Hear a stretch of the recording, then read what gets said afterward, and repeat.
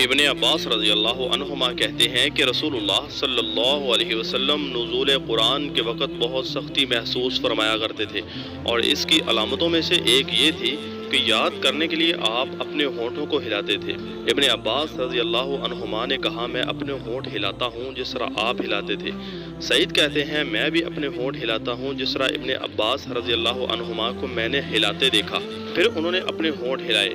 ابن عباس رضی اللہ عنہما نے کہا، پھر یہ آیت اتری کہ اے محمد، قرآن کو جلد جلد یاد کرنے کے لیے اپنی زبان نہ ہلاؤ، اس کا جمع کر دینا اور پڑھا دینا ہمارا ذمہ ہے۔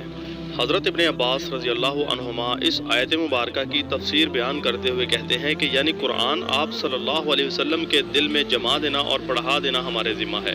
پھر جب ہم پڑھ چکے تو اس پڑھے ہوئے کی اتباع کرو۔ ابن عباس رضی اللہ عنہما فرماتے ہیں کہ اس کا مطلب یہ ہے کہ آپ اس کو خاموشی کے ساتھ سنتے رہو، اس کے بعد مطلب سمجھا دینا ہمارے ذمہ ہے۔